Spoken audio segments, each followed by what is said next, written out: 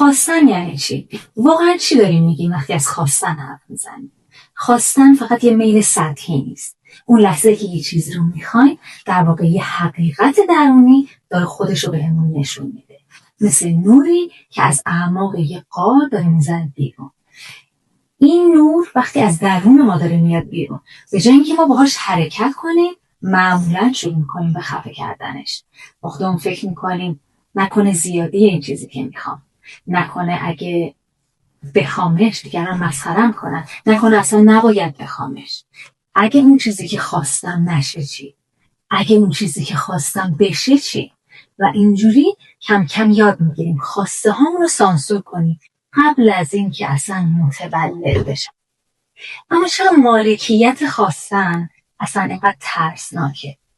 چون هر خواستنی مثل یه آینه است، یه آینه از این که تو کی هستی.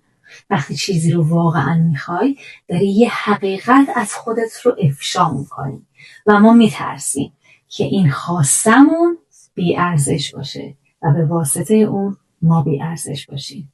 ما میترسیم که به واسطه خواسته مسخره بشیم. ما میترسیم یکی پیداش بشه و بگه تو حق نداری این خواسته رو بخوای.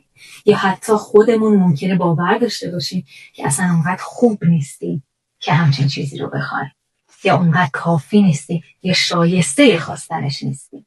در واقع ترس از خواستن ترس از کسیه که اون خواسته رو داره. خیلی ها خواسته رو به تعویق میندازن، حذفش میکنن یا پنهانش میکنن.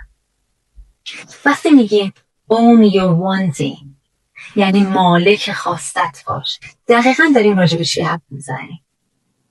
داریم راجع به خواسته حرف میزنیم که نجاتش بدی قبل از اینکه سانسور بشه. نترسی از این که چیزی رو واقعا بخوای. اجازه بده خودت رو لو بدی به خودت، نه به دنیا، به خودت. یعنی حتی اگه اون خواسته هیچ وقت برآورده نشه، تو بازم حاضر باشی پشت اون خواسته بایستی، چون اون یک بخشی از حقیقت توه. مالکیت خواستن یعنی اجازه بدی خواسته ها حضور داشته باشن، بدون قضاوت، بدون شرم، بدون سانسور. و چرا خواستن اینقدر مهمه؟ چون تا وقتی که این خواسته ها رو پس میزنی داری خودت رو پس میزنی. تا وقتی که به خاطر ترس از نداشتن یا طرد شدن خواستت رو عقب میندازی، عملا داری یاد میگیری که بودنت خطرناکه، چون این اون بودنه که این خواسته رو داره. این که بگیم own your wanting یا مالک خواستت باش، معنیش این نیست که برو برآوردش کن، معنیش این نیست که برو براش بجنگ، معنیش اینه که با خودت صادق باش که تو واقعا چی میخوای. بعد ببین این خواستن چه تصویری از تو رو تو آینت میندازه و بعد برو به اون تصویر نگاه کن. اینجا یک چیزی برای تو هست، یک بخشی از وجودت که نیاز به پذیرفته شدن داره. و حالا میخوام راجع به یه چیزی حرف بزنم که خیلی کمتر بهش پرداخته شده و اون یه بخشی از منیفست کردنه که این روزا خیلی زیاد میشنویم. تقریبا همه ما با این کلمه آشنایی داریم و ازش استفاده میکنیم و چون ازش استفاده میکنیم فکر میکنیم فهمیدینش، فکر میکنیم میدونیم داریم راجع به چی حرف میزنیم. اما یک بخشی که تو همین منیفست کردن جا مونده، گفته نشده و بهش پرداخته نمیشه، اونجا نه تصویر سازی اون چیزیه که میخوای، بلکه راجع به اون ارتباطیه که تو با تصویری که میسازی ایجاد میکنی. تصویر کسی که میخوام باشم، تصویر چیزی که دلم میخواد داشته باشم، تصویر کسی که دلم میخواد باهاش باشم. معمولا ساختن این تصویرها خیلی دور از ذهن نیست، میتونیم هممون به راحتی هم تصویر سازی رو بکنیم. اما اون چیزی که خیلی خیلی خیلی خیلی خیلی مهمه اینه که رابطه من با اون تصویر چیه. وقتی اون تصویر رو دارم تو ذهنم خلق میکنم، یه احساس شرم از اون تصویر دارم؟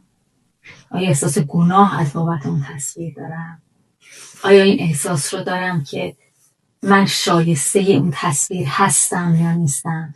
آیا احساس میکنم که اون تصویر از من خیلی دوره یا نه همین الان باهامه؟ اینا اون چیزاییه که بهش پرداخته نمیشه تا زمانی که اون تصویر با اون صدای درونی یا اون حس درونی یا اون زبان درونی یکی نباشه، یه چیزی بیرون از ما، حتی اگه ذهن ما ساخته باشه. و این اون بخش مهم از منیفست کردنه که معمولا نادیده گرفته میشه.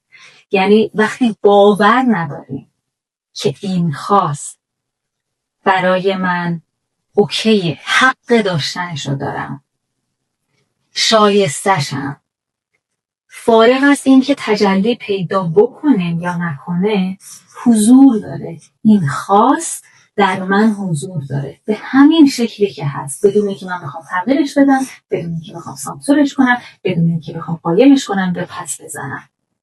به محض اینکه با اون تصویر اوکی میشیم، به محض اینکه معتبر میشناسیم حضورشو، فارغ از اینکه قرار بیرون درآورده بشه اون خواست یا نه، اون اعتبار در واقع داریم به بخشی از وجود خودمون اعتبار میدیم.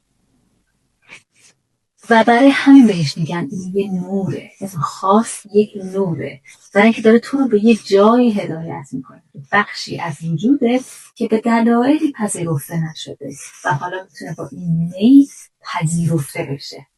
به محض پذیرفتن این تصویر، به محض اینکه مالک اون تصویر میشی، پشتش میستی، بدون احساس شرم، بدون احساس خجالت، بدون احساس گناه، بدون احساس ناکافی بودن یا بی‌ارزش بودن، میپذیریش همون جوری که هست، سطح وجودی تو در لحظه تغییر میکنه و حالا از این بعد از این سطح وجودی دنیا رو تجربه میکنه.